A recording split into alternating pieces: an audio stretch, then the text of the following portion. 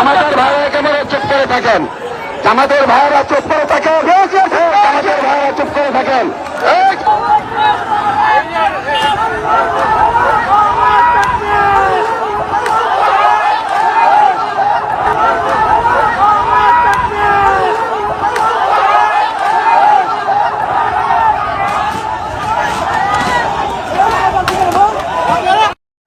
নির্বাচনের আগেই যদি আপনি এটা করেন, নির্বাচনের পরে কি করবেন?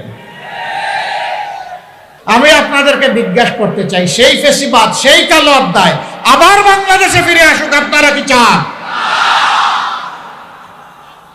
একজন সাধারণ বিবেকবান মানুষ এইটা চাইতে পারে না।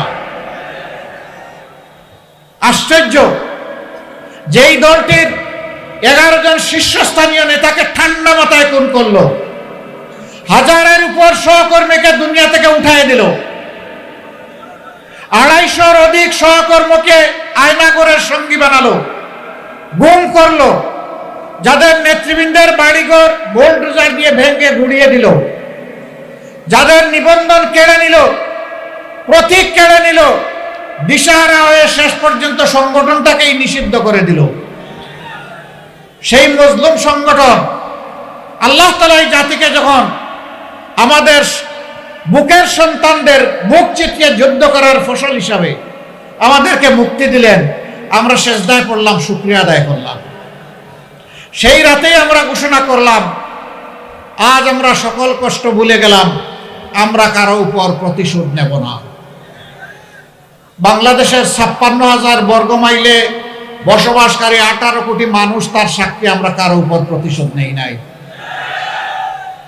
আমরা আমাদের সহকর্মীদেরকে বললাম, পুলিশ নাই, র্যাব নাই, বিজিবি নাই, আনসার নাই, এই অবস্থায় জনগণের জান, মাল এবং ইজ্জতের পাহারাদারির দায়িত্ব আমাদেরকে নিতে হবে। আমরা পাহারাদার হয়ে সমাজের জন্য ঘর থেকে বের হয়ে আমরা দাঁড়িয়ে গেলাম।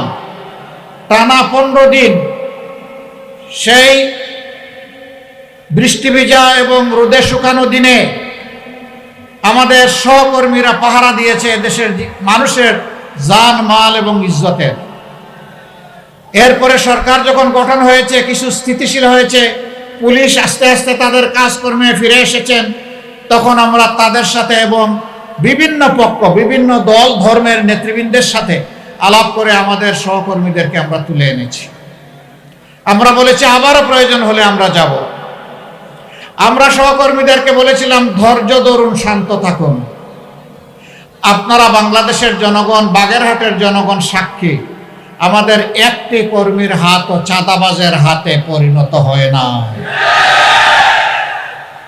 অনেক দুঃখ কষ্ট, অনেক আর্থিক ক্ষতি আমাদের হয়েছে, কিন্তু চাঁদাবাজি যেহেতু হারাম, হারামের দিকে আমাদের কর্মীদের হাত বাড়ানো হয় না।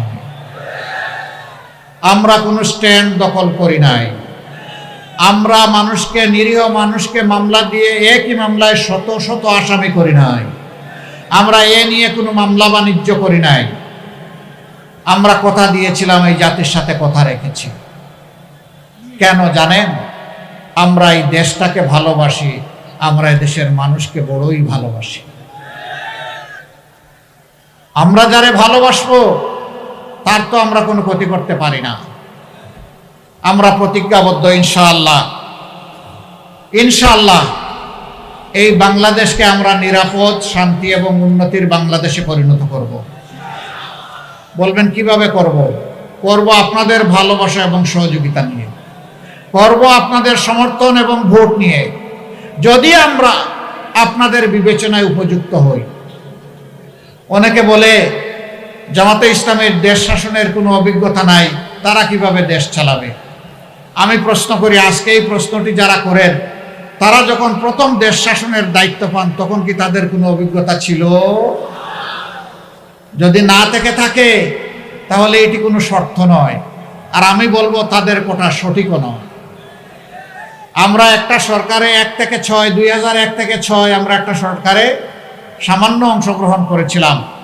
2 জন মন্ত্রী দায়িত্ব পালন করেছিলেন। তারা কি ব্যর্থ ছিলেন? তারা কি অসৎ ছিলেন? তারা কি অদক্ষ ছিলেন?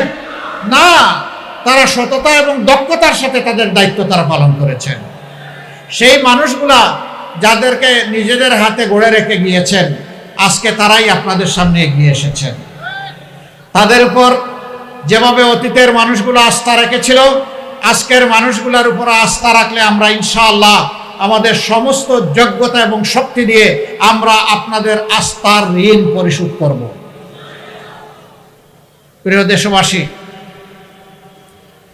আমরা কি চাই?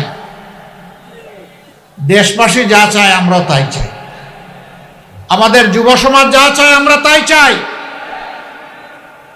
আমাদের মা বোনেরা যা চান আমরা তাই চাই। যুব সমাজ কি চায় তারা জাতিকে জানিয়ে দিয়েছে, জানিয়ে দেয় নাই? বাংলাদেশের 5টা পাবলিক বিশ্ববিদ্যালয়, যেগুলা সর্ববৃহৎ বিশ্ববিদ্যালয়, সেই বিশ্ববিদ্যালয়ে নির্বাচন হয়েছে ছাত্র সংসদে, তারা কি একটা রায় দেয় নাই? তারা কি বলেছে আমরা আবার ফেসিবাদ ফিরিয়ে আনতে চাই? তারা কার পক্ষ নিয়েছে? তারা ইনসাফের পক্ষ নিয়েছে। তারা আস্থা রেখেছে আমাদের সন্তানদের উপর, আমাদের সন্তানেরও আস্থার প্রতিদান দিয়ে চলেছে। অনেকে বলছেন ডাকসু গত 50 বছরে যা করতে পারে নাই, এরা 4 মাসে তার চেয়ে বেশি করেছে।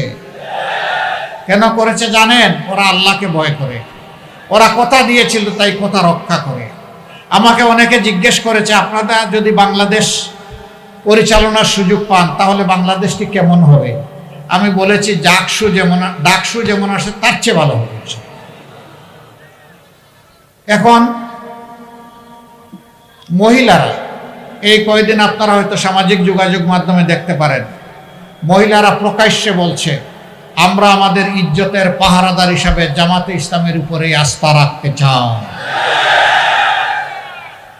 একজন বোন পোশাকে আশাকে, তিনি আপনারা হয়তো সবাই যেমনটা কল্পনা করেন তেমন না। তাকে সাংবাদিক বন্ধু প্রশ্ন করেছেন আপনি এবার কাকে ক্ষমতায় দেখতে চান? উনি বলে জামাতকে। কই আশ্চর্য, জামাত ক্ষমতায় আসলে তো আপনি এই পোশাক পরতে পারবেন না। কই পরবো না। বলে যে অন্য পোশাক পরা লাগে, বলে পরবো। এরপরে বলে যে জামাতকে কেন ভালোবাসেন, কেন চান? বলে যে আমি বিশ্বাস করি জামাত ক্ষমতায় আসলে দেশ ঠিক হবে। জিজ্ঞাসা করে জামাতের কোন জিনিসটি আপনার ভালো লাগে? বলে যে পুরা জামাতকেই আমার ভালো,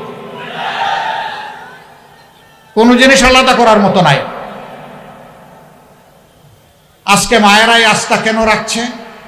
কারণ 54 বছর তারা সবাইকে দেখেছে, সবাই তাদের সাথে কথা দিয়েছে, কিন্তু তাদের ইজ্জতের প্রতি যথাযথ সম্মান প্রদর্শন করা হয়নি।